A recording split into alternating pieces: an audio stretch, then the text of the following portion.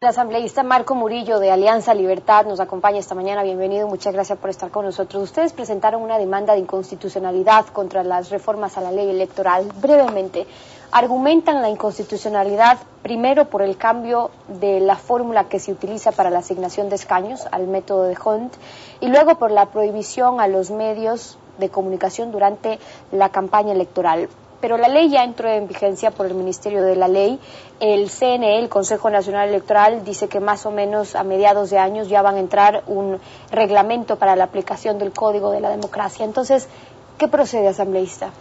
Buenos días al país. Bueno, primero mi solidaridad con Juan Carlos Calderón y también con Cristian Zurita. Creo que hay un precedente medio interesante, este tema del espíritu. Recuerdo la Procuraduría General del Estado hace unos tiempos atrás dio un bono espiritual y creo que ese es el precedente de esta jueza para determinar que no necesita ningún tipo de exámenes ni ningún tipo de pruebas para decir que ha sido afectado lo del presidente. Es terrible lo que está pasando en el país, pero hoy analizando a su pregunta, nosotros sí hemos planteado una demanda de inconstitucionalidad, básicamente centrado en dos puntos importantes. El primero tiene que ver con el método que el presidente de la República pone en su veto.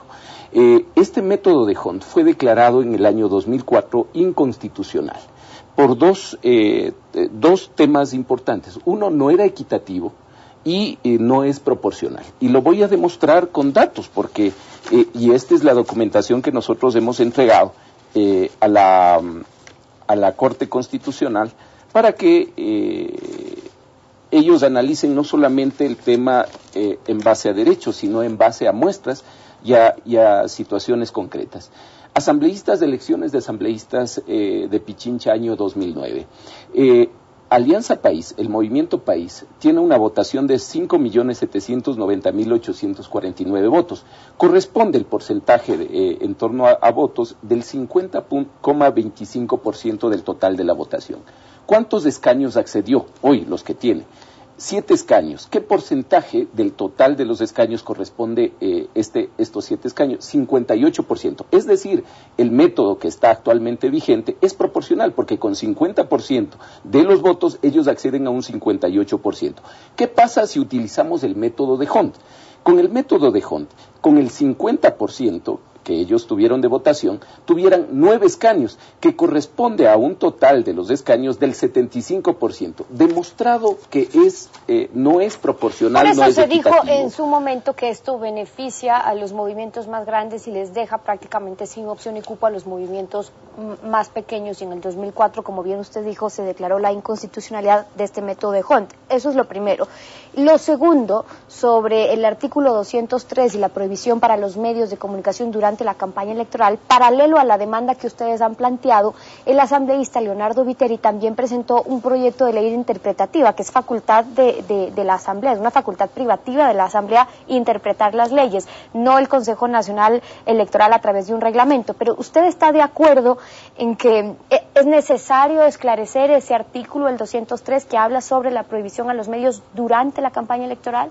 Bueno, ahí en el primer caso, en el método de Hont, se está violando el artículo 116, que habla en este caso que las elecciones deben tener una perspectiva equitativa y proporcional, y además dar ese derecho a las minorías. Y esta es una vieja estrategia de la partidocracia, Steffi, que tenemos que decirlo al país. Esto ya cuando justamente los partidos o los que estaban dominando en ese tiempo querían este método. Eso en referencia a lo primero. Sobre el otro. Lo segundo, en el artículo 203, el presidente de la República, por un lado, crea las excepciones, y eso es inconstitucional porque prohíbe, según el artículo 115 de la Constitución, pues prohíbe que las instituciones del Estado realicen propaganda electoral. Y en este caso, el presidente de la República, pero voy a señalar, porque a veces este es el registro oficial, para no crear malas interpretaciones, ¿no es cierto? El artículo 203 de la reforma a la ley. El artículo 203 dice: durante la campaña electoral se prohíbe la publicidad o propaganda de las instituciones del Estado en todos los niveles de gobierno, salvo las excepciones que se detallan a continuación.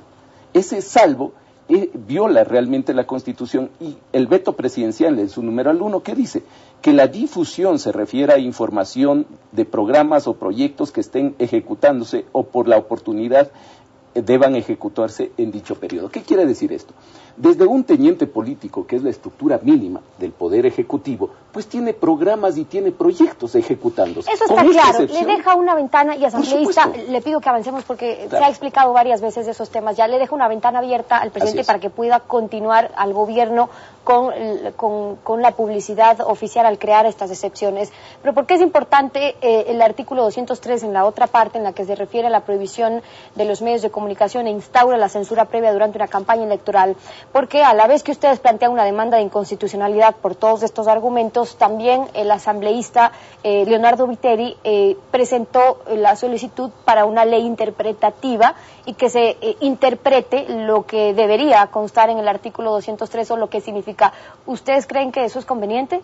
Yo personalmente creo que no, porque el artículo 66 de la Constitución es claro. Primero, este inciso tercero, y que está en el registro oficial, está prohibiendo dos puntos importantes. El uno, la libertad de expresión. Es decir, está coartando al señalar que los medios independientes, en este caso, puedan hacer entrevistas, reportajes a candidatos. Eso está claro, eso es realmente violar una libertad de expresión que hasta ahora se le ha tenido en ningún país del mundo. Estefi, tienen un artículo similar que pueda, de alguna manera, restringir, en este caso, que este tipo de circunstancias... Pero por eso mismo, sin perjuicio de que de los trámites de inconstitucionalidad que ustedes han planteado, se podría esclarecer ese artículo, el 203, por ejemplo. Lo que plantea el asambleísta es que no se diga que no se prohíbe hacer reportajes, que no se limita de modo alguno el derecho de los ciudadanos a buscar, a recibir, a intercambiar y difundir información, y además que no aplica y no cabe la censura previa. Por supuesto, los derechos, según la Constitución, se garantizan, no se regulan. Y esta disposición está básicamente queriendo regular, restringir. Los derechos no se pueden restringir. Y la ley debe garantizar. Por lo tanto, más allá de una ley interpretativa, debería, por un lado, la Corte Constitucional declarar inconstitucional en el marco legal. O segundo, simplemente hacer una reforma eliminando este artículo, pero no se puede interpretar un derecho tratando de decirle hay que restringir un poco o algo menos. Pero ¿cuál es la jugada completa del presidente de la República? Porque si bien es cierto, estamos tomando de manera aislada este tema. Y yo considero básicamente que, primero, el gobierno nacional, estos vetos no es que son aislados o que al presidente se le fueron, se complicó, no.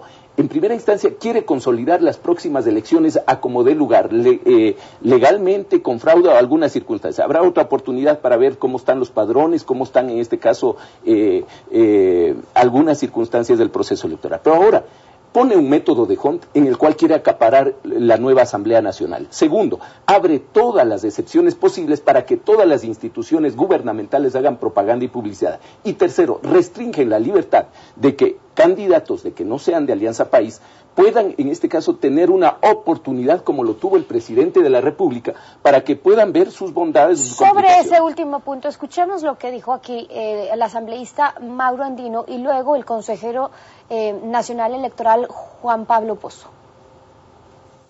¿Por qué nosotros no estuvimos de acuerdo con este veto con el presidente de la República? Porque consideramos que el texto de reforma al artículo 203 que aprobó la comisión, que aprobó el pleno de la Asamblea, es porque consideramos que técnicamente está más claro, está más preciso, pero reitero, el Ejecutivo vetó, fuimos al pleno de la Asamblea y 3 de los 6 miembros, por ejemplo, que somos parte de la Comisión de Justicia y que pertenecemos a País, fuimos los únicos que nos ratificamos en el texto original que habíamos remitido. Cumplí con mi forma de pensar y actuar al ratificarme en la disposición que la considero muy respetuosa y sujeta al orden constitucional. La Constitución claramente prohíbe la censura previa y bajo esa prohibición nosotros tenemos que hacer esa normativa secundaria. El reto está en ver y determinar, a lo mejor a través del reglamento secundario, poder determinar, a lo mejor con casuística, determinar claramente cuáles son los casos en los cuales se tiende a incidir en favor o en contra. Lo que nos compete a nosotros es eliminar toda la subjetividad posible, toda la discrecionalidad posible.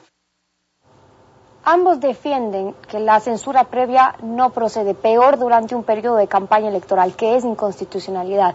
Pero este artículo, el 203, es tan amplio, es tan subjetivo, que puede ser utilizado de manera discrecional o con dedicatoria y por ende terminar y derivar en una censura previa.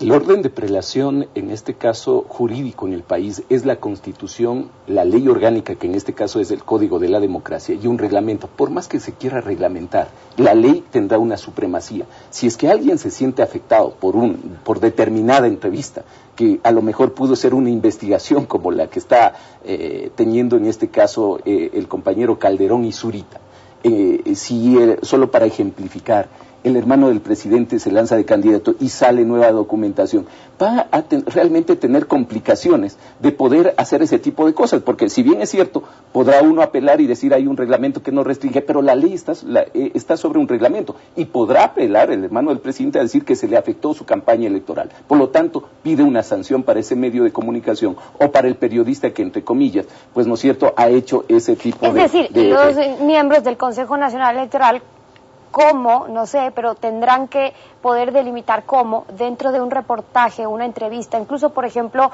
un perfil a un candidato, se podría decir que ya por hacerle un perfil se puede estar beneficiando una opción, una tesis política o un candidato. Lo mismo una entrevista o una caricatura incluso. Son las reglas de la democracia. El presidente de la República no hubiera llegado a ser presidente de la República si esa libertad de expresión que tienen los medios de comunicación no hubieran dado a conocer sus bondades, que creo que a la final se equivocó el pueblo ecuatoriano cuando ofrecía libertades y un sinnúmero de propuestas en el país renovadoras, y vemos que está como el gato pardo. Yo en primera instancia quisiera también hacer un comentario en lo que el asambleísta andino señala públicamente. Me parece un lavado de manos, porque él está trabajando con el Ejecutivo, trabaja con el presidente, y no puede decir yo le dije. Pues sabemos que estas circunstancias ellos lo planificaron. ¿Desde cuándo? Por eso yo estoy pidiendo el archivo de la ley de comunicación. Pero el asambleísta Mauro Andino a eso iba, contrario a lo que dice la ley electoral. En el proyecto de ley que presentó de comunicación, en cambio, sí aclara que se pueden hacer reportajes, que se tiene que difundir información sobre los candidatos, etcétera, durante la campaña electoral.